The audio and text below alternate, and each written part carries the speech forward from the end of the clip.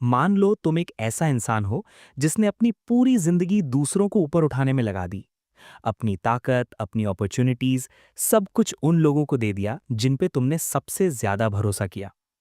लेकिन जब तुम अपनी जिंदगी के सबसे बड़े मुकाम पर पहुंचने वाले होते हो, वही 9 एम्प्रेसेस जिनके लिए तुमने सब कुछ कुर्बान किया, मिलकर तुम्हें धोखा देकर मरने के लिए छोड़ देती हैं। किस्मत तुम्हें दूसरा मौका देती है। तुम मरते नहीं, तुम रिग्रेस होकर वापस पास्ट में आ जाते हो। और सिर्फ तुम ही नहीं, वो 9 की 9 एम्प्रेसेस भी अपनी यादों के साथ उसी पास्ट में लौट आती हैं। लेकिन इस बार कहानी बचने की नहीं है। इस बार सवाल सिर्फ एक है, मेरी मदद के बिना तुम लोग कितनी ऊपर उठ पाओगी। चैप्टर नंबर 1 में हमें 9 हेवेंस के सबसे ऊपर मौजूद पिनिकल का सीन दिखाया जाता है। चारों तरफ फैली हरियाली, चमकती हुई पहाड़ियां और आसमान में तैरती स्पिरिचुअल एनर्जी इस जगह को बिल्कुल अलग ही लेवल पर ले जाती है। पूरा माहौल इतना शांत और खूबसूरत है कि देखकर लगता है जैसे ये जगह किसी आम इंसान के लिए बनी ही नहीं है। इसी पिनिकल पर मौजूद एक बेहद लग्जरी सेक्ट के विशाल दरवाजे के पास एक बूढ़ा आदमी खड़ा होकर ऊंची आवाज में ऐलान करता है कि आज हमारे 9 लाइफ वेनरेबल अपने डाव को साबित करेंगे और असेंशन के थ्रू सेजुड अचीव करेंगे। वो आगे कहता है कि सेजुड हासिल करने के बाद वो 9 हेवेंस के अंदर अपनी पूरी तरह डिजर्व की हुई पोजीशन को अचीव करेंगे। ये सिर्फ उनके लिए नहीं, बल्कि हमारे सेक्ट और हमारे सभी लोगों के लिए सच में एक बहुत बड़ी ब्लेसिंग है। बूढ़ा आदमी आगे बोलता है कि आज तुम सब अपनी आंखों से एक ऐसा मोमेंट देखने वाले हो जो शायद पूरी जिंदगी में दोबारा देखने को ना मिले। ये एक मॉन्यूमेंटल फीट होने वाला है और इसे अपनी आंखों से देख पाना ही तुम्हारा सबसे बड़ा फॉर्चून साबित होगा। तो अब हम सब पूरे सम्मान के साथ अपने हेवनली वेनरेबल 9 लाइफ का वेलकम करें और ट्रिब्यूलेशन को शुरू किया जाए। इतना कहते ही सेक्ट का विशाल दरवाजा धीरे धीरे खुलता है और तभी हमारा एमसी अपनी रानियों के साथ बाहर आता है। उसकी चाल, उसका एक्सप्रेशन और उसका पूरा ऑरा इतना स्टेबल और पावरफुल लगता है कि आसपास खड़े लोग खुद ब खुद शांत हो जाते हैं। ईमानदारी से कहें तो पहली नजर में उसका टेस्ट बिल्कुल भी बुरा नहीं लगता, बल्कि उल्टा एक अलग ही दबाव महसूस होता है। लेकिन पीछे खड़े कुछ डिसाइपल्स एमसी का ये टॉरा देखकर आपस में धीरे धीरे र्यूड कमेंट करने लगते हैं। उनकी फुसफुसाहट सुनते ही पास खड़े एल्डर्स तुरंत सख्त हो जाते हैं और गुस्से में उन्हें डांटते हुए कहते हैं कि अपना मुंह बंद रखो और अपने एल्डर्स की रिस्पेक्ट करना सीखो। एल्डर्स साफ शब्दों में चेतावनी देते हैं कि अगर इस आदमी का दिमाग जरा भी घूम गया तो इसकी ताकत इतनी ज्यादा है कि ये अकेले के दम पर तुम्हारी पूरी क्लैन को मिटा सकता है। वो आगे याद दिलाते हैं कि पिछले समय में इसने याओ क्लैन के साथ अकेले बैटल की थी और पूरी डीमन डोमेन को भी अकेले के दम पर एनाइलेट कर दिया था। ये सुनते ही सारे डिसाइपल्स के चेहरे उड़ जाते हैं और वहां सन्नाटा छा जाता है। इधर सामने ट्रिब्यूलेशन पूरी तरह शुरू हो चुकी होती है। आसमान गड़गड़ाने लगता है, बिजली कड़कने लगती है और पूरा इलाका ट्रिब्यूलेशन एनर्जी से भर जाता है। हमारी कहानी का मेन कैरेक्टर बिना किसी हिचकिचाहट के पूरे कॉन्फिडेंस के साथ इस ट्रिब्यूलेशन को चैलेंज करते हुए सीधा इसके सेंटर की तरफ आगे बढ़ने लगता है। उसे एक पल के लिए भी डर या शक नहीं होता। ये सब देखकर वहां मौजूद सभी लोग हैरान रह जाते हैं। तभी अचानक हमें दिखाया जाता है कि ट्रिब्यूलेशन के अंदर से एक एल्डर फिगर धीरे धीरे बाहर आने लगता है। उसकी मौजूदगी ही माहौल को और भारी बना देती है। ये देखकर हमारा एमसी भी एक पल के लिए चौंक जाता है, क्योंकि ऐसा सीन आमतौर पर देखने को नहीं मिलता। तभी एक लड़की घबराई हुई आवाज में बताती है कि ये तो हेवनली वेनरेबल गुजिंग है, जो सदियों से चली आ रही टॉप रैंक ट्रिब्यूलेशंस में से एक मानी जाती है। उसकी बात सुनकर कई लोग डर जाते हैं, लेकिन कुछ एल्डर्स अब भी इस बात पर यकीन रखते हैं कि हमारे 9 लाइफ वेनरेबल पूरी तरह इनविंसिबल हैं और कोई भी ट्रिब्यूलेशन उन्हें रोक नहीं सकती। सामने से हमारा एमसी बिल्कुल शांत आवाज में उस वेनरेबल गुजिंग से पूछता है कि क्या हम बैटल शुरू करें। जवाब में वेनरेबल गुजिंग भी बिना किसी एक्सप्रेशन के एकदम स्ट्रेट फेस रखते हुए कहता है, चलो शुरू करो। इसके बाद हमारा एमसी और वेनरेबल गुजिंग आपस में फाइट करना शुरू कर देते हैं। दोनों की टक्कर इतनी जबरदस्त होती है कि आसपास का स्पेस तक डिस्टॉर्ट होने लगता है। हवा फटने की आवाजें, जोरदार धमाके और तेज लाइट की चमक चारों तरफ गूंजने लगती है, मानो पूरा आसमान ही टूटने वाला हो। लेकिन इस सब के बीच एक अजीब सी बात यह होती है कि एमसी की एम्प्रेसेस के चेहरे पर जरा भी फिक्र नहीं दिखती। उनके एक्सप्रेशन बिल्कुल नॉर्मल रहते हैं, बल्कि वो आपस में ये तक कहती हैं कि हम तो इस पल का काफी लंबे समय से इंतजार कर रहे थे। उनके शब्दों में डर नहीं, बल्कि एक अजीब सा भरोसा छुपा होता है। तभी सामने से वेनरेबल गुजिंग डाउ ऑफ टाइम का इस्तेमाल करता है। ये देखते ही एल्डर्स के चेहरे गंभीर हो जाते हैं और वो सबको समझाते हैं कि इस टाइम टेक्निक की वजह से वेनरेबल गुजिंग के क्लोन्स मल्टीपल टाइमलाइंस में ट्रैवल करेंगे और हमारे हेवनली वेनरेबल को हर टाइमलाइन में हंट डाउन करने की कोशिश करेंगे। एल्डर्स आगे बताते हैं कि अगर किसी भी एक टाइमलाइन के अंदर भी वेनरेबल गुजिंग एमसी को हंट डाउन करने में सक्सेसफुल हो गया तो यहाँ मौजूद एमसी की रियल बॉडी को बेहद गंभीर चोट पहुंचेगी। ये सुनते ही पूरे माहौल में टेंशन और भी ज्यादा बढ़ जाती है। इस मूव को देखते ही एमसी की एक एम्प्रेस के चेहरे पर अजीब सा एक्सप्रेशन आ जाता है और उसके अंदर से मानो एक ईविल स्मेल बाहर निकलने लगती है, जैसे उसका असली इरादा अब छुपा नहीं रह पाया हो। लेकिन सामने से हमारा एमसी अब भी पूरी तरह शांत रहता है और बड़े ही नॉर्मल अंदाज में कहता है कि ये मूव सच में काफी ज्यादा अच्छी है। फिर वो आगे बोलता है कि लेकिन इसके लिए मैं आपसे माफी मांगना चाहता हूँ, क्योंकि हर एक टाइमलाइन के अंदर मैं हमेशा से ही एक अनराइवल्ड एग्जिस्टेंस रहा हूँ, जहां मेरा कोई मुकाबला नहीं कर सका। लेकिन तभी हमें दिखाया जाता है कि वेनरेबल गुजिंग पहले ही कुछ और कर चुके होते हैं। वो बताते हैं कि वो एमसी की सारी टाइमलाइंस के अंदर उसे खत्म कर चुके हैं। वो ठंडी हंसी के साथ कहते हैं कि ये क्या, तुम तो खुद ही अपने मुंह से अपनी झूठी तारीफें किए जा रहे हो। सच तो ये है कि मैं हर एक एरा में तुम्हें पहले ही मार चुका हूं। मैंने हर टाइमलाइन में तुम्हें पूरी तरह से इनाइलेट कर दिया है और अब तुम्हारा बचना नामुमकिन है। ये सब सुनते ही एमसी को ऐसा सदमा लगता है जैसे किसी ने उसकी आत्मा पर सीधा वार कर दिया हो। उसका शरीर कांप जाता है, उसकी ताकत अचानक जवाब देने लगती है और वो बुरी तरह घायल होकर जमीन पर गिर जाता है। उसके चेहरे पर दर्द के साथ साथ कंफ्यूजन भी साफ नजर आता है, क्योंकि उसे समझ ही नहीं आता कि ये सब कब और कैसे हुआ। तभी वेनरेबल गुजिंग आगे बताते हैं कि तुम्हारी स्ट्रेंथ सच में एक्स्ट्रा ऑर्डिनरी है, इसमें कोई शक नहीं है। लेकिन बदकिस्मती से तुम्हारे शरीर के अंदर यिन यांग दाओ डिवावरिंग गू पहले ही अपनी जड़ें जमा चुका है। यही वजह है कि मैं तुम्हें हर एक टाइमलाइन में इतनी आसानी से मार पाया। फिर वो तंज भरे लहजे में पूछते हैं कि क्या तुमने इसके बारे में कभी नोटिस ही नहीं किया। ये सुनकर एमसी का दिमाग तेजी से चलने लगता है और वो हांफते हुए कहता है कि क्या यिन यांग दाओ डिवावरिंग गू ने मेरे आगे चाल चली है। उसी पल उसे सब कुछ समझ में आने लगता है। उसके चेहरे का रंग उड़ जाता है और वो धीरे धीरे अपनी एम्प्रेसेस की तरफ देखता है। वो भारी आवाज में कहता है कि अब मुझसे ये मत कहना कि तुम लोगों को इसके बारे में कुछ भी नहीं पता था। लेकिन जैसे ही वो सामने देखता है, उसे जो नज़ारा दिखता है वो उसकी उम्मीद से कहीं ज्यादा डरावना होता है। सारी की सारी एम्प्रेसेस उसे देखकर जोर जोर से हंसने लगती हैं, मानो उसकी हालत उनके लिए किसी मजाक से कम ना हो। हमें बताया जाता है कि ये स्पेसिफिक गू पूरी तरह गूफलेस और इंटेंजिबल होता है। इसे ना तो आसानी से महसूस किया जा सकता है और ना ही सामान्य तरीकों से पकड़ा जा सकता है। इसे सिर्फ और सिर्फ यिन यांग यूनियन के जरिए ही किसी के अंदर इम्प्लांट किया जा सकता है। सामने वेनरेबल गुजिंग के पास टाइम की पावर होती है। इसी वजह से उन्हें एमसी के बारे में हर छोटी से छोटी बात पहले से ही पता चल चुकी होती है। वो साफ शब्दों में कहते हैं कि इसका रिजल्ट तो शुरू से ही साफ था। मैं जानता हूं कि तुम एक ऐसे इंसान हो जो गहरे सेंटिमेंट्स और लॉयल्टी को बहुत मानता है।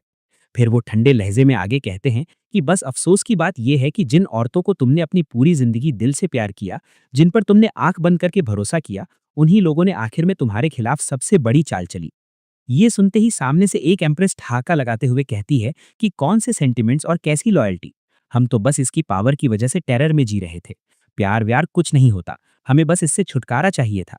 वो चिल्लाते हुए कहती है कि इस आदमी ने हमें जबरदस्ती पोजेस किया, सदियों तक हमें अपने नीचे दबा कर रखा और अपनी ताकत से हमें डोमिनेट करता रहा। उसके लिए हम कुछ नहीं थे, बस इस्तेमाल की जाने वाली चीजें थे। तभी दूसरी एम्प्रेस आगे बढ़कर कहती है, सीनियर ब्रदर, क्या आपको फैंग बुक्स याद हैं? अगर आज यहाँ आप मौजूद ना होते तो मैं अभी उसके साथ एक नॉर्मल और खुशहाल जिंदगी जी रही होती। तुम्हारी वजह से मैंने सब कुछ खो दिया। इन बातों के बाद माहौल पूरी तरह बदल जाता है। अब ये सारी एम्प्रेसेस अपने ही हाथों से एमसी को मारने के लिए अपनी अपने पावर्स को एक्टिवेट करने लगती हैं। वो सारे फैक्ट्स को उल्टा पुल्टा करके खुद को राइचस और विक्टिम दिखाने लगती हैं और अपने ही एमसी को डेविल कहकर बुलाने लगती हैं। जो इंसान कभी उनके लिए सब कुछ था, वही अब उनकी कहानी में सबसे बड़ा विलेन बना दिया जाता है। ये सब देखकर एमसी का दिमाग पूरी तरह घूम जाता है। उसकी आंखों में गुस्सा, दर्द और धोखे की आग एक साथ जलने लगती है। वो दहाड़ते हुए उनकी तरफ देखता है और कहता है, मुझे मारोगे? और वो भी तुम जैसे चूहों? मैंने तुम्हें इंसानों से बढ़कर ट्रीट किया। मेरे बिना तुम में से एक भी एम्प्रेस के टाइटल के आसपास तक नहीं पहुंच सकती थी। मैंने कभी सपने में भी नहीं सोचा था कि मेरी इस अच्छाई का रिजल्ट ऐसा धोखा होगा। वो गुस्से में आकर उन एम्प्रेसेस पर हमला करने ही वाला होता है, तभी पीछे से वेनरेबल गुजिंग जोर से चिल्लाते हुए उस पर अटैक कर देते हैं। आखिर वो उसकी ट्रिब्यूलेशन है और उसके लिए रुकने का कोई सवाल ही नहीं था। इस अचानक हुए अटैक से एमसी को संभलने का मौका भी नहीं मिलता।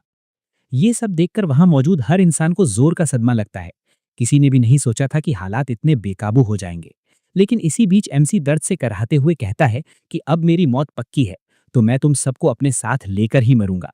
ये सुनते ही एम्प्रेसेस घबरा जाती हैं, एकदम अफरा तफरी मच जाती है और वो चिल्लाने लगती हैं कि ये अपने कल्टीवेशन बेस को डेटोनेट कर रहा है।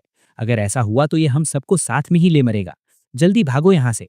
लेकिन तभी सामने वाली एक एम्प्रेस डर के मारे चीखते हुए कहती है, नहीं, अब बहुत देर हो चुकी है। तभी सामने से रूलर ऑफ टाइम वेनरेबल गुजिंग ठंडे और बेपरवाह लहजे में बोलते हैं कि ये कितना रैचिड डिस्प्ले है फेलो डस्ट। ये लड़ाई तो मुश्किल से सेटिस्फाइंग थी, तुम्हें हराना, वो भी तब जब तुम पहले से ही जहर से भरे हुए हो, ये तो बिना ऑनर की जीत है। फिर वो एक पल रुकते हैं और आगे कहते हैं कि शायद मुझे तुम्हें एक और मौका देना चाहिए। इसके बाद हमें दिखाया जाता है कि वेनरेबल गुजिंग अपनी टाइम पावर्स का इस्तेमाल करते हैं और एमसी के साथ उसकी 8 एम्प्रेसेस को अपने टाइम वर्ल्ड पूल के अंदर खींच लेते हैं। उनके चेहरे पर हल्की सी मुस्कुराहट होती है और वो कहते हैं, चलो अगले राउंड के लिए इन्हें भी तुम्हारे साथ ही आने दो, इस बार मुझे डिसअपॉइंट मत करना। फिर हमें बताया जाता है कि heavenly venerable gazing time and space reversal technique को पूरी तरह अनलीश कर देते हैं।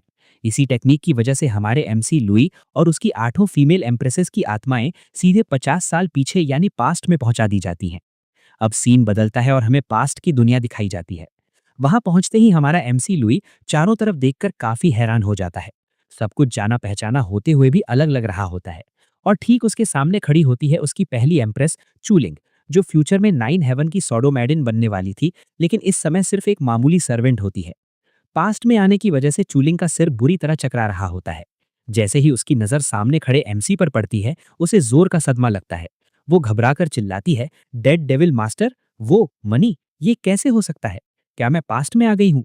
क्या वो सब कुछ बस एक सपना था? उसकी ऐसी हालत और भाषा सुनकर एमसी के चेहरे पर हल्की सी मुस्कुराहट आ जाती है। लुई मन ही मन सोचता है कि इसके रिएक्शन से साफ है कि ये भी मेरे साथ पास्ट में आ चुकी है। परफेक्ट। फिर वो दिल ही दिल में हेवनली मैनरेबल गुजिंगलो थैंक यू कहता है कि मुझे एक और मौका देने के लिए। इसके बाद लुई आराम से अपने दोनों पैरों के मोजे उतारने लगता है। ये देखकर सामने खड़ी सॉडोमेडन पूरी तरह कंफ्यूज हो जाती है कि आखिर ये कर क्या रहा है। तभी लुई हंसते हुए अपने पैर उसकी तरफ बढ़ाता है और बिल्कुल नॉर्मल अंदाज में कहता है, चल अब मेरे पैर धो। ये सुनकर सॉडोमेडन को ऐसा झटका लगता है जैसे किसी ने उसके सर पर हथौड़ा मार दिया हो। उसकी आंखें फटी रह जाती हैं और वो समझ ही नहीं पाती कि अभी अभी आखिर हुआ क्या। वो मना नहीं करती और बिना कुछ बोले सीधे एमसी के पैर धोने लगती है। बाहर से वो शांत दिखती है, लेकिन अंदर से उसके हाथ हल्के हल्के कांप रहे होते हैं। वहीं एमसी मन ही मन सोच रहा होता है कि मैं चाहूं तो अभी इसी पल इसकी पिछली हरकतों का बदला लेते हुए इसे मार सकता हूं। लेकिन फिर उसके दिमाग में एक और ख्याल आता है, कभी कभी मौत सबसे क्रूर सजा नहीं होती। अभी के टाइम पर ये मेरे लिए सिर्फ गुस्से और नफरत से भरी हुई है। अगर मैं इसे अभी मार दूं तो इसे असली दर्द की गहराई का एहसास भी नहीं होगा, इसलिए मैं इसे जिंदा रहने दूंगा।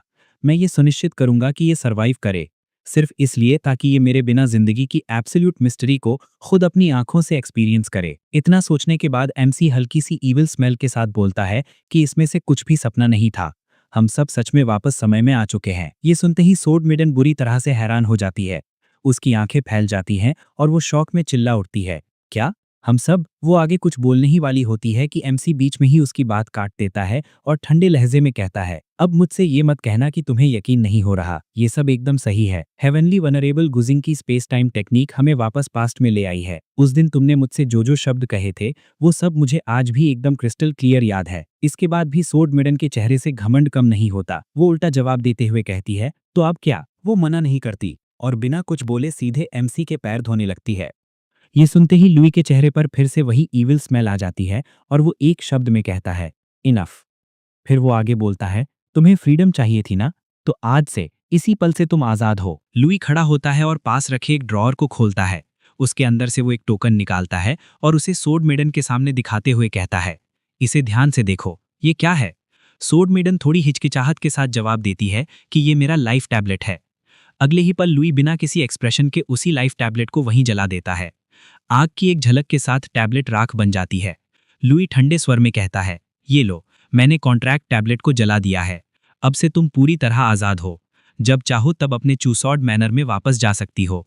ये देखकर सोड मेडन हैरान तो होती है, लेकिन फिर भी वो खुद को संभालते हुए एकदम स्ट्रेट टोन में बोलती है, लुई, तुम्हारे पास 9 जिंदगियां थीं, फिर भी तुमने अपनी पहली जिंदगी में खुद को सेल्फ डिस्ट्रक्ट करने का फैसला क्यों किया? लेकिन लुई अब उससे किसी भी तरह का रिलेशन नहीं रखना चाहता था। उसका चेहरा सख्त हो जाता है। वो गुस्से में उसकी तरफ मुड़कर कहता है, अपने काम से काम रख और दफा हो जाए यहां से। ये सुनकर सोड मेडन भी बिना रुके वहां से जाने लगती है। जाते जाते वो ठंडी आवाज में कहती है, ठीक है, अब जब हम सब रिबॉर्न हो चुके हैं तो मैं भी कसम खाती हूं कि इस बार मैं तुझे बहुत ही घिनौना अंत दूंगी। वो चलते हुए मन ही मन सोचती है, लुई, मेरे पास इनेट सोड बॉडी है। अगर ये सब तेरी वजह से ना होता तो मेरी जिंदगी कहीं ज्यादा ग्लोरियस होती। फिर बाहर निकलते हुए वो एकदम इमोशनल टोन में कहती है, फादर, मदर, ब्रदर, आपकी बेटी अब वापस आ रही है। पीछे से लुई उसे इतने इमोशनल अंदाज में चुसॉड मैनर की तरफ जाते हुए देखता है। उसके चेहरे पर फिर वही ईविल स्मेल उभर आती है और वो धीमी आवाज में कहता है, एक बास्टर्ड फादर, एक सेमलेस मदर, एक ट्रैश ब्रदर और ये बेचारी लड़की। वो आगे सोचते हुए कहता है, एक बार जब तुम वापस जाओगी तब तुम्हें समझ में आएगा कि असली शैतान की गुफा किसे कहते हैं। इस जिंदगी में मैं एब्सोल्युटली इन्हें कोई दया नहीं दिखाने वाला। इस जिंदगी में उन 8 औरतों की जंजीरें मुझे नहीं रोक पाएंगी। अब चाहे कुछ भी हो जाए, मैं डेफिनेटली इससे भी हायर रिल में असेंड जरूर करूंगा। ये सोचते हुए एमसी कमरे का दरवाजा बंद ही करने वाला था कि तभी एक जोरदार धमाके के साथ दरवाजा टूट जाता है। एक लंबी टांग सीधा शॉट मारती हुई अंदर आती है और सीधा एमसी पर अटैक कर देती है। ये देखते ही लुई के दिमाग में सिर्फ एक ही नाम गूंजता है, फेरी रेड सिल्क। लेकिन अगले ही पल वो खुद को करेक्ट करता है, नहीं, इस जिंदगी में तो इसका नाम अभी यू हंगलिंग है। तभी हमें साफ दिखाई देता है कि दरवाजा तोड़कर अंदर आने वाली वही लड़की है। गुस्से से भरी हुई यू हंगलिंग एमसी के सामने खड़ी होकर उसका नाम चिल्लाती है। बिना एक सेकंड सोचे यू हंगलिंग सीधे एमसी पर अटैक कर देती है और चीखते हुए कहती है कि आज मैं तुझे डेफिनेटली मार दूंगी। लेकिन लुई की ताकत उसके लेवल से कहीं ज्यादा होती है। वो बिना किसी टेक्निक का इस्तेमाल किए सिर्फ एक हाथ से उसकी गर्दन पकड़कर उसे हवा में ही उठाकर उसकी अपनी टांग से उल्टा लटका देता है। यू हंगलिंग को समझ ही नहीं आता कि ये सब इतनी जल्दी कैसे हो गया। लुई धीरे धीरे उसके और करीब आता है और एकदम डेडली टोन में कहता है कि तू अब भी मेरे ऊपर स्ट्राइक करने की हिम्मत करती है।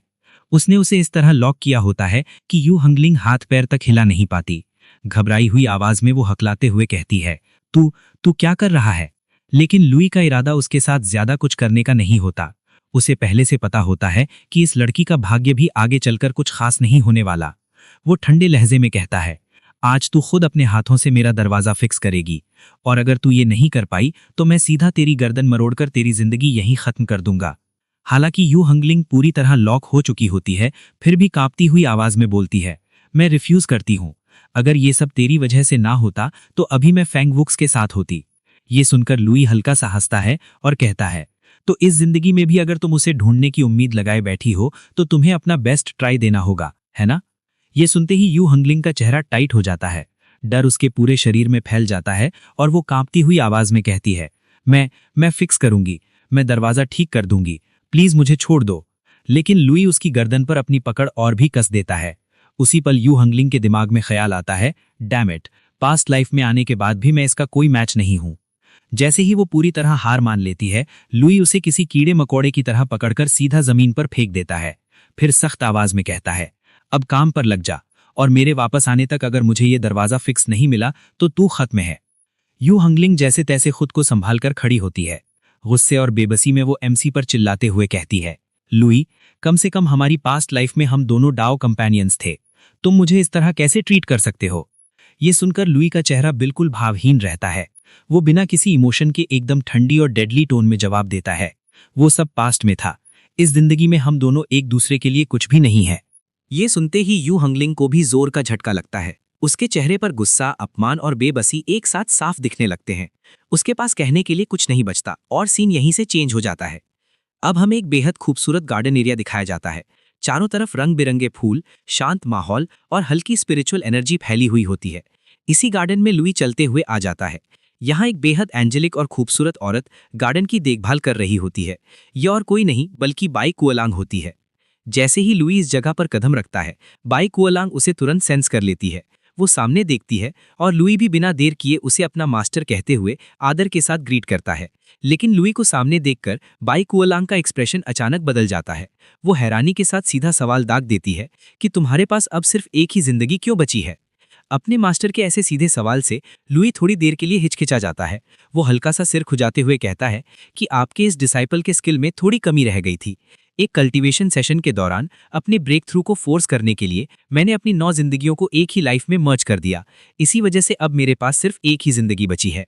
ये सुनते ही बाई कुओलांग का गुस्सा साफ नजर आने लगता है। वो सख्त नजरों से लुई को देखते हुए कहती है कि मैंने केओसियन पावर को सप्रेस करने का एक तरीका ढूंढ लिया है। इसीलिए हमारी पास्ट लाइफ में जो भी इवेंट्स हुए हैं उन्हें सिर्फ एक सपना समझकर भूल जाओ। हम किसी भी हालत में ऐसी चीजों को दोबारा होने नहीं देंगे। वो और सख्त आवाज में आगे कहती है कि अगर ऐसे घटिया और ट्रेटरस ख्याल तुम्हारे दिमाग में दोबारा आए तो मैं इस सेक्ट से तुम्हारा नामो निशान मिटाने में एक पल भी नहीं हिचकिचाऊंगी। इस पर लुई बिल्कुल शांत और स्ट्रेट एक्सप्रेशन के साथ जवाब देता है कि ये डिसाइपल आपके सपनों को अपने दिल में कार्व करके रखेगा। बाहर से वो पूरी तरह आज्ञाकारी दिखता है, लेकिन अंदर ही अंदर वो हल्की हंसी के साथ सोच रहा होता है, क्या तुम्हें सच में लगता है कि तुमने कोई तरीका ढूंढ लिया है? अगर मैंने खुद उसके ओशियन पॉइजन को अपनी बॉडी के अंदर ट्रांसफर ना किया होता, तो क्या तुम्हें लगता है कि तुम एक टियान एम्प्रेस के तौर पर कभी असेंड भी कर पाती? यहीं पर हमें साफ इशारा मिलता है कि बाई कुओलांग भी पास्ट में एमसी की एक एम्प्रेस रह चुकी है, जो इस टाइमलाइन में उसकी मास्टर बनकर सामने आई है। इसके बाद सीन एक बार फिर बदल जाता है। अब एमसी एक पहाड़ी की चोटी पर अकेला बैठा होता है। सामने फैला आसमान और नीचे की दुनिया को देखते हुए वो खुद से कहता है कि नहीं, मेरा कल्टीवेशन बेस भी वापस गिरकर की कंडेंसेशन रियल्म के 5th स्टेज पर आ चुका है। लगता है कि मुझे फिर से सब कुछ जीरो से ग्राइंड करना पड़ेगा। फिर वो हल्की आवाज में बोलता है, पुराने दोस्त, क्या तुम अब भी मेरे साथ हो? इतना कहते ही उसके सामने एक सिस्टम नोटिफिकेशन खुल जाता है। स्क्रीन पर 3 ऑप्शन दिखाई देते हैं, कल्टीवेशन, रिडक्शन और इनलाइटनमेंट।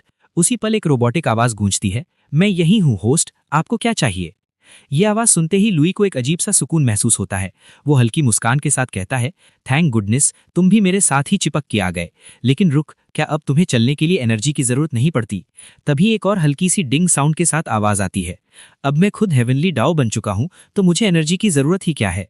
ये सुनकर लुई सिर हिलाते हुए कहता है, हाँ बात तो सही है, लेकिन हेवनली डाओ के तौर पर तुम कुछ ज्यादा ही रूथलेस नहीं हो गए हो? एमसी झुंझलाकर बोलता है, पूरे सदियों की सबसे खतरनाक टॉप टियर ट्रिब्यूलेशन मेरे ही सिर पर गिराना जरूरी था क्या? सामने से वही शांत लेकिन बेरहम आवाज आती है, बिल्कुल जरूरी था। आफ्टर ऑल तुम मेरे होस्ट हो, और एक होस्ट के लिए अल्टीमेट चैलेंज तैयार करना मेरी जिम्मेदारी थी। ये सुनते ही एमसी का पूरा चेहरा उतर जाता है। वो बिना इंटरेस्ट के कहता है, थैंक्स अ लॉट। फिर एक गहरी सांस लेकर खुद को संभालता है और बोलता है, चलो अब अपना कल्टीवेशन शुरू करते हैं। सिस्टम उसे पूरी तरह इग्नोर करते हुए बड़े आराम से जवाब देता है, you are welcome. 9 life undying heavenly scripture की कल्टीवेशन प्रक्रिया शुरू की जा रही है। यहीं से सीन चेंज होता है। अब हमें स्वॉर्ड मेडन की तरफ का सीन दिखाया जाता है। चूस वर्ड मैनर के बाहर का नजारा सामने आता है। लंबी लंबी सीढ़ियां, और उन सीढ़ियों पर थकी हारी स्वॉर्ड मेडन कदम दर कदम ऊपर चढ़ती हुई दिखाई देती है। हर सीढ़ी उसके लिए किसी परीक्षा से कम नहीं होती, लेकिन फिर भी वो किसी तरह ऊपर तक पहुंच जाती है। आखिरकार वो हाफते हुए मैनर के सामने खड़े होकर बोलती है, फादर, मदर, मैं वापस आ गई। अपने घर के दरवाजे तक पहुंचते ही उसकी आंखें नम हो जाती हैं और दिल भावनाओं से भर जाता है। उसे लगता है कि अब सब कुछ ठीक हो जाएगा। लेकिन तभी मैनर का गार्ड उसे देखता है और बुरी तरह चौंक जाता है। वो अंदर ही अंदर सोचता है, क्या ये सच में एल्डेस्ट मिस है? ये यहाँ वापस क्यों आ गई? वो तुरंत उसके सामने आकर रास्ता रोक लेता है और कठोर आवाज में कहता है, ये भिखारी कहाँ से रेंगता हुआ ऊपर आ गया? इस चूस वर्ड मैनर में तेरे जैसे कचरे के लिए कोई जगह नहीं है, दफा हो जाए यहाँ से। गार्ड का ये रिएक्शन ऐसा लगता है मानो वो इस बच्ची को बचाने के बहाने यहाँ से भगाने की कोशिश कर रहा हो। लेकिन ये सब देखकर स्वॉर्ड मेडन पूरी तरह कंफ्यूज हो जाती है। वो घबराकर कहती है, मैं कोई भिखारी नहीं हूँ, मैं इस घर की एल्डेस्ट मिस हूँ, मेरा नाम चूलिंग है। लेकिन जब गार्ड देखता है कि वो हाथ से रोकने पर भी पीछे नहीं हट रही, तो उसका चेहरा और सख्त हो जाता है। वो तुरंत अपनी तलवार निकाल लेता है और गुस्से में चिल्लाता है, बेशर्म, ये जंगली चूहा कहाँ से आ गया? इसकी हिम्मत कैसे हुई जो एल्डेस्ट मिस का भेष बनाकर यहाँ घुसने की कोशिश कर रहा है? इसी वक्त यहाँ से निकल जा, वरना मेरी ब्लेड अगर दया नहीं दिखाए तो मुझे दोष मत देना। ये सुनते ही स्वॉर्ड मेडन अचानक आगे बढ़ती है और उसकी तलवार को अपने हाथ से पकड़ लेती है। उसकी आवाज कांप रही होती है, लेकिन आंखों में उम्मीद अब भी जिंदा होती है। वो इमोशनल टोन में कहती है, चूसी, जरा मुझे ध्यान से देखो, मेरा चेहरा देखो, मैं चूलिंग हूँ। जब मैं छोटी थी तब तुम मुझे अपनी गोद में बिठाकर खिलाते थे। तुमने मुझे कितनी बार कैंडीज दिलाई थी, याद है? लेकिन गार्ड एक पल भी नहीं रुकता। वो झटके से उसका हाथ झाड़ देता है और चिल्लाता है, तेरे अंदर चू फैमिली की कोई ब्लड लाइन नहीं है, तू वापस क्यों आई है? वो अंदर ही अंदर घबराकर सोचता है, क्या इसका दिमाग सच में खराब हो गया है या फिर ये जानबूझकर मुसीबत मोल लेने आई है? आखिरकार जैसे तैसे करके ये लड़की उस डेविल के डेन से एस्केप कर पाई थी। वहां से जिंदा निकल पाना ही किसी चमत्कार से कम नहीं था।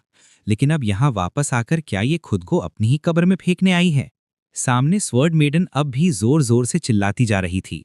वो दर्द और गुस्से से भरी आवाज में कहती है कि भले ही मैं चू फैमिली की बायोलॉजिकल बेटी नहीं हूं, लेकिन फादर और मदर ने मुझे हमेशा अपने ही फ्लैश एंड ब्लड की तरह ट्रीट किया है, नहीं उससे भी कहीं बेहतर तरीके से। उसकी ये बात सुनते ही पीछे खड़ा एक गार्ड अचानक सब कुछ समझ जाता है। वो घबराकर चिल्ला उठता है, ये तो सच में एल्डेस्ट मिस है, चूलिंग वापस आ गई है। ये सुनते ही सामने वाला गार्ड अंदर ही अंदर कांप जाता है। उसके दिमाग में सिर्फ एक ही ख्याल आता है, खत्म हो गया, अब सब कुछ खत्म हो गया। गार्ड की इस एक चीख के साथ ही पूरे चूस वर्ड मैनर में हलचल मच जाती है।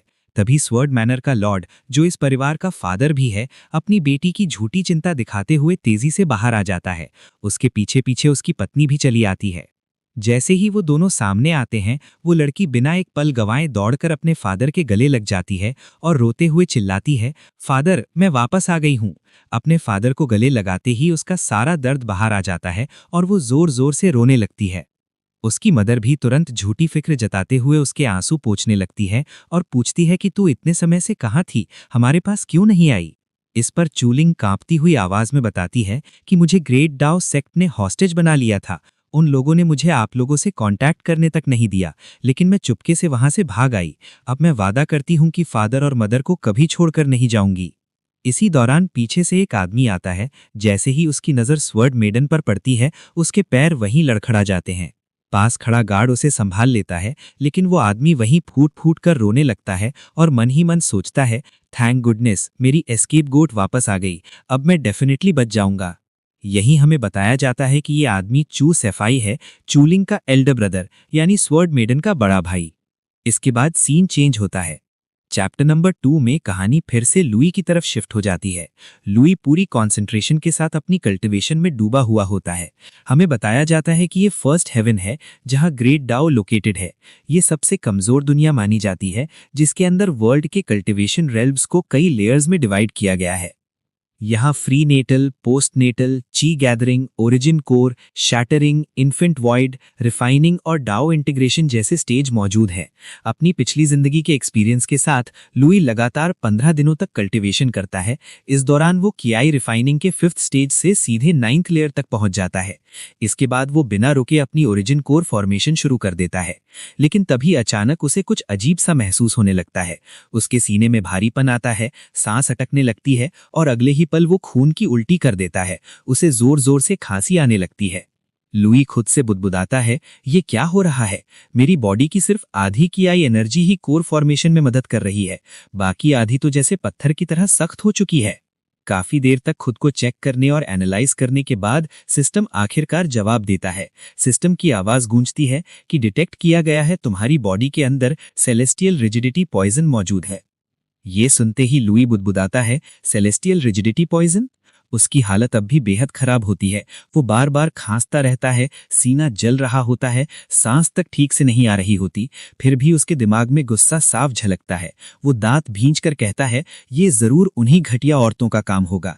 सिर्फ यांग डाओ डिवॉवरिंग गू से ही उनका दिल नहीं भरा, इसलिए उन्होंने इसे इंश्योरेंस पॉलिसी की तरह मेरे अंदर ये पॉइजन भी डाल दिया। वो कड़वी हंसी के साथ आगे कहता है कि इन्होंने ये पूरी तरह सुनिश्चित कर दिया कि 9 जिंदगियां होने के बावजूद भी मैं दोबारा अपनी लाइफ में कभी पीक पर न पहुंच पाऊं। लेकिन फिर उसकी आंखों में एक ठंडी चमक आती है। वो कहता है, पर उन्हें अब भी नहीं पता कि मेरे हाथ में अब भी एक आखिरी हुक्म का इक्का बचा हुआ है। इतना कहते ही वो अपना हाथ घुमाता है और उसके सामने एक बड़ी सी सिस्टम स्क्रीन खुल जाती है, जिसके अंदर अजीब से रून और डेटा फ्लो कर रहे होते हैं। वो सीधे पूछता है, सिस्टम, क्या यहाँ इस पॉइजन को न्यूट्रलाइज करने का कोई मेथड है? सिस्टम बिल्कुल शांत और सपाट आवाज में जवाब देता है, हाँ बिल्कुल है। तुम्हें बस ब्रेक थ्रू करके ओरिजिन को रेल्म तक पहुंचना होगा और अपनी ट्रू ची के स्ट्रक्चर को ट्रू एसेंस में कन्वर्ट करना होगा। ऐसा होते ही celestial rigidity poison naturally dissolve हो जाएगा। ये सुनकर लुई एक पल के लिए चुप हो जाता है, फिर थोड़ा कंफ्यूज्ड होकर कहता है, ओरिजिन कोर पर ब्रेक थ्रू? लेकिन इस टाइम पर तो मैं अपनी बॉडी की सिर्फ आधी की आई एनर्जी ही मोबिलाइज कर पा रहा हूँ। बाकी आधी एनर्जी तो जैसे पत्थर की तरह सख्त हो चुकी है। ऐसी हालत में ओरिजिन कोर रेल्म पर ब्रेक थ्रू करना तो इम्पॉसिबल है। अचानक उसे कुछ याद आता है। उसका चेहरा हल्का सा खिल जाता है और वो हंसते हुए कहता है, वेट, अब मुझे याद आया। अपनी पिछली जिंदगी में मैंने एक बार परफेक्ट रिटर्न टू ओरिजिन पिल बनाई थी। उसे कंज्यूम करने से मैं फोर्सफुली ओरिजिन को रिल्म पर ब्रेक थ्रू कर सकता हूँ। फिर वो खुद ही सिर हिलाता है और कहता है, हालांकि अभी के टाइम पर तो मैं वो पिल नहीं बना सकता। Perfect return to origin pill incredibly rare होती है। लेकिन उसकी आवाज अचानक ठंडी हो जाती है। पिछली जिंदगी में इसी ग्रेट डाओ सेक्ट में मैंने एक ऐसी पिल यू हंगलिंग को गिफ्ट की थी। ये सोचते ही उसकी मुट्ठी अपने आप भींच जाती है। उसकी आंखों में गुस्सा और तिरस्कार साफ दिखने लगता है। वो एकदम डेडली टोन में कहता है, लेकिन इस जिंदगी में ऐसा कुछ भी नहीं होगा। तभी अचानक लुई को कुछ मूवमेंट फील होती है। हवा में हलचल होती है और वो चौंक कर ऊपर की तरफ देखता है। सामने हमें दिखाया जाता है कि एक बेहद जायंट और लग्जरियस दरवाजे के ऊपर से एक विशाल पंजा नीचे उतरता है। अगले ही पल साफ हो जाता है कि वो एक क्रेन है। क्रेन जोरदार अनाउंसमेंट करता है, सुनो सब लोग, ग्रेट डाओ सेक्ट की 92 जनरेशन की डिसाइपल बाइक वा लाइंग की अप्रेंटिस यू हंग लिंग, उसने कियाई गैदरिंग के परफेक्शन स्टेज को अचीव कर लिया है। ये सिर्फ 1 महीने और 17 दिनों के अंदर ग्रेट डाओ सेक्ट के कियाई गैदरिंग का पुराना रिकॉर्ड तोड़ दिया है। ये सुनते ही लुई की आंखें धीरे धीरे संकरी हो जाती हैं और उसके चेहरे पर एक ऐसी मुस्कान आ जाती है जिसमें न खुशी होती है न हैरानी, सिर्फ आने वाले तूफान की झलक होती है। इनाम के तौर पर उसे supreme grade return to origin pills की एक पूरी बोतल दी जाती है। साथ ही 3 पावरफुल ट्रेजर आर्टिफैक्ट्स दिए जाते हैं। इतना ही नहीं, उसे ऑफिशियली ट्रू डिसाइपल की पोजीशन पर प्रमोट कर दिया जाता है और ऊपर से उसे 2 डिवाइन एबिलिटीज को सिलेक्ट करने का भी मौका मिलता है। ये सब सुनकर लुई भी चुपचाप सोचने लगता है। उसके चेहरे पर कोई एक्सप्रेशन नहीं होता, लेकिन दिमाग तेजी से चल रहा होता है। वो खुद से कहता है, जैसा कि मैंने एक फ्यूचर एम्प्रेस से एक्सपेक्ट किया था। इसकी कल्टीवेशन स्पीड सच में टेरिफाइंग है। इवन मेरे सिस्टम की असिस्टेंस के साथ भी मैं उससे सिर्फ 2 दिन आगे हूं, उससे ज्यादा नहीं। अगले ही पल लुई बिना एक सेकंड गवाए अपनी चोटी से छलांग लगा देता है। हवा को चीरता हुआ नीचे कूदते हुए वो बोलता है, ठीक है तो चलो आगे बढ़ते हैं। सबसे पहले इस माउंटेन से नीचे उतरते हैं। सिस्टम उससे पूछता है, होस्ट आखिर तुम अब कहाँ जाने का सोच रहे हो? लुई नीचे उतरते हुए शांत आवाज में जवाब देता है, एक वॉइड रिफाइनिंग एक्सपर्ट की कब्र के अंदर। वहां से मुझे उस रिटर्न टू ओरिजिन पिल को दोबारा हासिल करना है जो राइटफुली मेरी ही है। इसके बाद हमारा सीन चेंज होता है। अब हमें ग्रेट डाओ सेक्ट से करीब 500 किलोमीटर दूर एक घने जंगल के बीच मौजूद एक एंशिएंट टॉम के अंदर का सीन दिखाया जाता है। इस जगह पर हवा भारी है और चारों तरफ एक अजीब सा सन्नाटा फैला हुआ है। इसी टॉम के अंदर चलते चलते यू हंगलिंग भी पहुंच चुकी होती है। वो अंदर घुसते हुए मन ही मन सोचती है, मेरी पिछली जिंदगी की मेमोरीज के हिसाब से इस जगह को लोग अभी पूरे 1 महीने बाद डिस्कवर करने वाले हैं, यानी फिलहाल यहाँ मैं बिल्कुल अकेली हूँ। पूरा कॉन्फिडेंस दिखाते हुए हंगलिंग एक गुफा के अंदर दाखिल होती है। वो सामने पड़े दरवाजे को खोलती है और एक सकरी गली से अंदर की तरफ आगे बढ़ने लगती है। चलते हुए उसके दिमाग में सिर्फ एक ही बात घूम रही होती है कि इस जगह के सबसे कीमती ट्रेजर्स यहीं छुपे हुए हैं। वो सोचती है, इन्हीं ट्रेजर्स में 9 lifes and dying heavenly scripture का एक फ्रैगमेंट है और साथ ही एक perfect return to origin pill भी। तेज कदमों से आगे बढ़ते हुए वो आखिरकार उन ट्रेजर्स के सामने पहुंच जाती है। सबसे पहले वो 9 लाइफ हेवनली स्क्रिप्चर को उठाती है और बड़ी खुशी के साथ मुस्कुराते हुए कहती है, सीनियर ब्रदर, इस बार मैं आपसे एक कदम आगे हूं। लेकिन जैसे ही वो स्क्रिप्चर को खोलकर देखती है, उसकी आंखें फटी की फटी रह जाती हैं। अगले ही पल उसका पूरा चेहरा सफेद पड़ जाता है। वो बुरी तरह शॉक में चली जाती है। हमें दिखाया जाता है कि उस स्क्रिप्चर के अंदर लुई की हैंडराइटिंग में बड़े ही आराम से और प्यार भरे अंदाज में लिखा हुआ है, ditch you are too late. और इतना ही नहीं, उसके साथ साथ बड़ी ही शांति से बनाई गई सुनहरी ड्राइंग्स भी वहां मौजूद होती हैं। ये सब देखकर हंगलिंग की आवाज कांपने लगती है। वो हकलाते हुए बोलती है, ये। अचानक गुस्से में आकर वो उस किताब को जमीन पर पटक देती है और चिल्लाती है, Louis you son of a bitch. जैसे ही वो किताब जमीन पर गिरती है, उसी पल पूरे टॉम के अंदर दर्जनों येलो कलर की गोल्डन लेजर लाइट्स एक्टिवेट हो जाती हैं और चारों तरफ से उसे घेर लेती हैं। ये देखकर हंगलिंग पूरी तरह घबरा जाती है। वो ऊपर की तरफ देखते हुए जोर से चिल्लाती है, लुई मुझे यहाँ से जाने दे। लेकिन वो चाहे जितना भी चिल्लाए, उसकी आवाज सुनने वाला वहां कोई नहीं होता। टॉम पूरी तरह खामोश रहता है। इसके बाद हमारा सीन एक बार फिर चेंज होता है। अब हमें 3 दिनों बाद का सीन दिखाया जाता है। हमें दिखाया जाता है कि यू हंगलिंग बेहद गुस्से में भरी हुई सीधे एमसी के घर की तरफ आ रही है। वो बिना रुके अंदर घुसती है और लात मारकर दरवाजा तोड़ देती है। अंदर घुसते ही वो चिल्लाती है, यूए अपना पिछवाड़ा उठाकर बाहर निकल। जैसा कि हम देख सकते हैं, उसकी बॉडी पर काफी सारी चोटें और इंजरीज होती हैं। जगह जगह खरोंच और निशान दिख रहे होते हैं। हालांकि देखने से ऐसा नहीं लगता कि वो इंजरीज जानलेवा हैं, लेकिन इतना साफ है कि इन 3 दिनों में उसने काफी कुछ झेला है। इसी वजह से वो इतनी ज्यादा गुस्से में भरी हुई बिना सोचे समझे सीधा यहाँ घुस आई थी। वैसे भी इस सीरीज में ज्यादातर लोगों के नाम मुझे सेम टू सेम ही लग रहे हैं, इसलिए नाम थोड़ा बदलना ज्यादा सही रहेगा। इसका असली नाम यू हंगलिंग है, लेकिन अब हम इसे गुस्सैल औरत कहेंगे। और सच बोले तो इससे परफेक्ट नाम इसके लिए हो ही नहीं सकता। ये गुस्सैल औरत सीधा एमसी का दरवाजा तोड़ते हुए अंदर घुसने की कोशिश करती है और बिना सांस लिए उस पर चिल्लाने लगती है। लेकिन तभी अचानक एक एनर्जी पाम अटैक आता है जो सीधा इसके पेट में लगता है। इसके मुंह से एक जोरदार चीख निकलती है और उसका शरीर हवा में उछलते हुए दूर जा गिरता है। वो फिसलते हुए सीधा एमसी के घर के आंगन में आकर जमीन से टकराती है। वो दर्द से कराहते हुए दांत पीसती है और आह ऊह की आवाजें निकालने लगती है। तभी सामने से एक शांत लेकिन ठंडी आवाज आती है, क्या तेरी माँ ने कभी ये नहीं सिखाया कि किसी के घर में घुसने से पहले दरवाजा खटखटाया जाता है? ये सुनकर गुस्सैल औरत बुरी तरह चौंक जाती है। वो मन ही मन आग उगलते हुए सोचती है, लुई तू अब कुछ ज्यादा ही आगे जा रहा है। यहाँ तेरे सामने झुकने से पहले मैं मर जाना पसंद करूंगी। लेकिन ये सब वो सिर्फ अपने दिमाग में ही सोच सकती थी। रियलिटी में तो वो गुस्से के मारे अपने दांत और बाल ही चबा सकती थी। सच तो ये था कि इस वक्त उसे लुई की जरूरत थी, और जरूरत हो तो घमंड भी निगलना पड़ता है। इसीलिए वो किसी तरह खुद को संभालती है, खड़ी होती है और इस बार बड़े प्यार से दरवाजा खटखटाते हुए कहती है, सीनियर ब्रदर, प्लीज क्या आप दरवाजा खोल सकते हो? अंदर से बिना किसी हिचकिचाहट के आवाज आती है, दफा हो जाए यहां से। ये सुनकर गुस्सैल औरत का खून और भी खौल उठता है। वो झट से जोर जोर से दरवाजा खटखटाने लगती है और चिल्लाती है, क्या तुमने उस टॉम के अंदर से परफेक्ट रिटर्न टू ओरिजिन पिल ले ली है? लेकिन उसके सवाल का जवाब शब्दों में नहीं आता।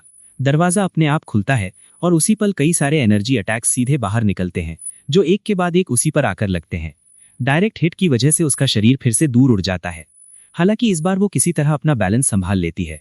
वो गहरी सांस लेते हुए मन ही मन खुद को समझाने लगती है, शांत रह, गुस्सा मत कर, अंदर ही रख, बिल्कुल भी गुस्सा मत कर। फिर दांत पीसते हुए एक बार फिर बोलती है, मैं तुमसे आखिरी बार पूछ रही हूं, क्या तुमने उस टॉम के अंदर से परफेक्ट रिटर्न टू ओरिजिन पिल ली है? अंदर से एमसी की वही शांत और बेरहम आवाज आती है, नहीं, अब दफा हो जाए यहां से। ये सुनकर गुस्सैल औरत का सब्र पूरी तरह टूट जाता है। उसकी आंखों में गुस्सा भर जाता है, शरीर से एनर्जी फूटने लगती है और वो अपनी पावर्स को एक्टिवेट करते हुए सीधा लुई पर अटैक करने के लिए टूट पड़ती है। से में चिल्लाती है, तेरे अंदर उसे लेने की हिम्मत तो है, लेकिन उसे लेने की बात मानने की हिम्मत नहीं है लुई। अब मैं तुझसे मौत तक लड़ूंगी। लेकिन तभी उसके सामने अचानक एमसी की मास्टर आ जाती है। वो अपनी ऑरा रिलीज करती है और उसी पल हंगलिंग की सारी मूवमेंट वहीं पर लॉक हो जाती है। उसकी आवाज में गहराई और दबाव होता है जब वो कहती है, हंगलिंग शांत हो जाओ। ये सुनते ही हंगलिंग का सारा गुस्सा जैसे हवा हो जाता है। उसका चेहरा बदल जाता है और वो कांपती आवाज में कहती है, मास्टर। अगले ही पल वो सीधे घुटनों पर गिर जाती है और बच्चों की तरह फूट फूट कर रोने लगती है। वो चिल्लाते हुए कहती है, मास्टर, उसने मुझे मारा। वो सिसकियां भरते हुए बात को और भी बड़ा चढ़ाकर बताने लगती है, जैसे सारी गलती सामने वाले की ही हो। ये सब सुनने के बाद उसकी मास्टर धीरे से एमसी की तरफ मुड़ती है और सख्त आवाज में पूछती है, लुई, तुमने अपनी ही जूनियर सिस्टर पर हाथ क्यों उठाया? वैसे यहाँ एक बात क्लियर करना ज़रूरी है। मैंने पिछले एपिसोड में कहा था कि एमसी की ये मास्टर शायद उसकी पिछली ज़िंदगी में उसकी वाइफ रही होगी, लेकिन अब तक जो रिएक्शन और बिहेवियर दिखा है, उससे ऐसा साफ नहीं लगता। ना तो कहानी ने अभी तक ऐसा कुछ बताया है और ना ही उसकी मास्टर के चेहरे के एक्सप्रेशंस ऐसे हैं। हाँ, इतना ज़रूर लगता है कि मास्टर होने के नाते उसे ये पता है कि एमसी के पास पहले 9 ज़िंदगियाँ थीं और अब सिर्फ एक ही बची है। शायद इसी वजह से वो समझ रही है कि एमसी अपनी पिछली जिंदगियों का सारा गुस्सा लेकर पास्ट में आया है। बाकी सच्चाई हमें आगे स्टोरी में खुद ही पता चल जाएगी। फिलहाल कहानी को आगे बढ़ाते हैं। जब उसकी मास्टर ये सवाल करती है, तो लुई अपनी आंखें खोलता है और गुस्से में जवाब देता है, वो बिना दरवाजा खटखटाए अंदर घुस आई थी। इसके अंदर मैनर्स नाम की कोई चीज है ही नहीं। लुई की बात सुनकर उसकी मास्टर ज्यादा बहस नहीं करती।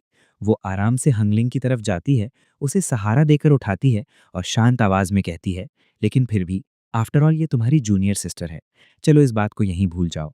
फिर वो हंगलिंग की तरफ देखकर पूछती है, वैसे तुम यहाँ लुई से क्या कराने आई थी? ये सुनते ही गुस्सैल औरत सीधे एमसी की तरफ उंगली पॉइंट करती है और ऊंची आवाज में कहती है, इसने परफेक्ट रिटर्न टू ओरिजिन पिल ले ली है। इसके पास तो इसका कोई यूज भी नहीं है, इसीलिए मैं इसके साथ इसके बारे में कुछ ट्रेड करना चाहती थी। उसकी बात सुनकर लुई की मास्टर एमसी की तरफ मुड़ती है और थोड़े नर्म लहजे में कहती है, लुई, तुम्हारा एप्टीट्यूड एक्सेप्शनल है, तुम्हें absolutely perfect return to origin pill की कोई ज़रूरत नहीं है। क्यों ना तुम ये अपनी जूनियर सिस्टर को दे दो? अगर तुम्हें यहाँ किसी और चीज़ की ज़रूरत होगी तो मैं तुम्हें वो प्रोवाइड कर सकती हूँ। इतनी शांति और समझदारी से समझाने के बावजूद लुई का एक्सप्रेशन बिल्कुल नहीं बदलता।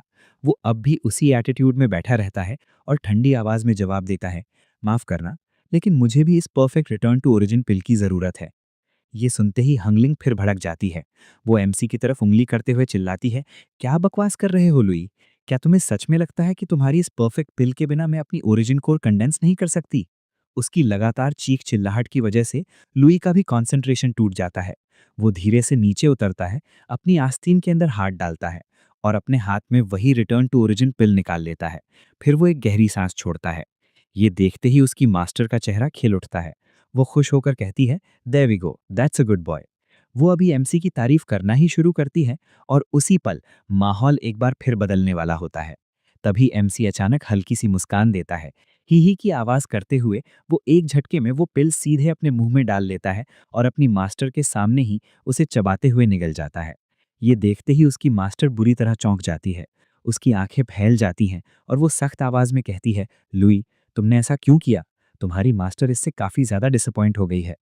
लेकिन इससे पहले कि वो कुछ और कह पाती, सामने खड़ी गुस्सैल औरत का गुस्सा और भी ज्यादा भड़क उठता है।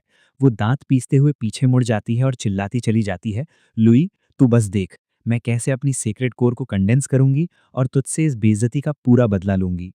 उसकी ये खुली दुश्मनी देखकर मास्टर का चेहरा और भी भारी हो जाता है। वो गहरी सांस छोड़ते हुए कहती है, मुझे पता है कि तुम्हारे अंदर अभी भी बहुत गुस्सा भरा हुआ है, लेकिन क्या इतना एक्सट्रीम जाना सच में जरूरी था? इसी डिसअपॉइंटेड एक्सप्रेशन के साथ सीन चेंज हो जाता है। अब हमें चू स्वर्ड मैनर का सीन दिखाया जाता है। यहाँ स्वर्ड मेडन आराम से बैठी हुई है और कोई उसे चम्मच से खाना खिला रहा है। उसकी मदर एकदम मीठी और प्यार भरी आवाज में कहती है, तुम्हारी मदर ने ये एमरल्ड राइस कंजी खुद अपने हाथों से स्टीम की है, सिर्फ तुम्हारे लिए। जरा स्वाद लेकर देखो, क्या ठीक बना है? जैसे ही स्वर्ड मेडन खाना खाती है, उसका चेहरा खिल उठता है। वो बहुत खुश और भावुक होकर अपनी मदर से कहती है, थैंक यू मदर, इस पूरी दुनिया में आप ही हो जो मुझे सबसे अच्छे से ट्रीट करती हो। मैं इस जिंदगी में आप और फादर की साइड से कभी अलग नहीं होना चाहती। ये सुनकर उसकी मदर हल्की सी नौटंकी करते हुए मुस्कुराती है और पूछती है, क्या सच में? क्या आपने बर्थ पेरेंट से भी ज्यादा अच्छे से? स्वर्ड मीडन भी मुस्कुराते हुए जवाब देती है, वो तो मुझे जन्म देने के बाद ही गायब हो गए थे। ऐसे लोग आप और फादर की ट्रीटमेंट से कैसे कंपेयर किए जा सकते हैं? ये सुनकर उसकी मदर हंसते हुए पीछे मुड़ जाती है और कहती है, ठीक है, अब इतना काफी है, जल्दी करो और थोड़ा आराम कर लो। स्वर्ड मेडन भी पीछे से हल्की आवाज में बस हूं कह देती है। इधर उसकी मदर मन ही मन अजीब तरीके से हंस रही होती है, बहुत ही सन की, बहुत ही राहत भरी हंसी। वो अंदर ही अंदर सोचती है, हे, हम बच गए, हम आखिरकार बच गए, अब हमारी पूरी फैमिली सेफ है। उधर स्वॉर्ड मेडन को अचानक बहुत तेज नींद आने लगती है। उसकी आंखें भारी हो जाती हैं और वो हिचकिचाती हुई आवाज में कहती है, मदर, मुझे अचानक इतनी ज्यादा नींद क्यों आ रही है? तभी उसकी मदर धीरे धीरे मुस्कुराते हुए पीछे मुड़ती है और उसकी मदर उसी मीठी लेकिन ठंडी आवाज में कहती है कि अगर तुम्हें नींद आ रही है तो बस थोड़ा सो लो। इतना कहते ही स्वॉर्ड मेडन के शरीर पर जैसे कंट्रोल ही नहीं रहता। उसे इतनी जोर से नींद आने लगती है कि वो खुद को संभाल भी नहीं पाती और लड़खड़ाते हुए सीधे बेड पर गिर जाती है। वो दर्द और भारीपन के बीच अपना सिर पकड़ लेती है और मन ही मन सोचने लगती है, आज सब कुछ कितना अजीब लग रहा है। मुझे अचानक इतनी तेज नींद क्यों आ रही है? और ये अनकंफर्टेबल फीलिंग, ये पहले कभी तो नहीं हुई। उसका शरीर और भी भारी होता चला जाता है, आंखें खुली रखना मुश्किल हो जाता है। फिर भी वो जबरदस्ती खुद को सीधा लेटाती है और हल्की सी घबराहट के साथ अपना ऑरा रिलीज करती है। मन ही मन वो कमांड देती है, circulate great sloth sword scripture.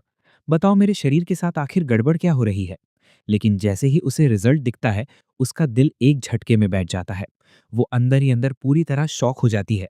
उसका दिमाग सुन्न पड़ जाता है और वो कांपते हुए सोचती है, क्या क्या मुझे जहर दे दिया गया है? ये कैसे हो सकता है? मैं पॉइजन कैसे हो सकती हूँ? अगले ही पल उसके दिमाग में एक ख्याल बिजली की तरह गिरता है। हाँ, क्या ये एमरल्ड राइस कंजी की वजह से हो सकता है? ये सोचते ही वो और भी घबरा जाती है। वो अपना ऑरा और तेजी से रिलीज करते हुए अपना पेट पकड़ लेती है और मन ही मन खुद को समझाने लगती है, नहीं, ये इम्पॉसिबल है।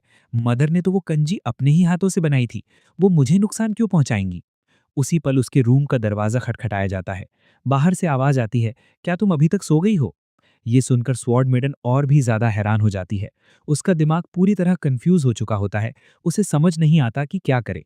बिना ज्यादा सोचे समझे वो तुरंत अपने पलंग पर सीधी लेट जाती है, चादर को अपने ऊपर खींच लेती है और आंखें बंद करके बिल्कुल ऐसा नाटक करने लगती है जैसे वो गहरी नींद में हो।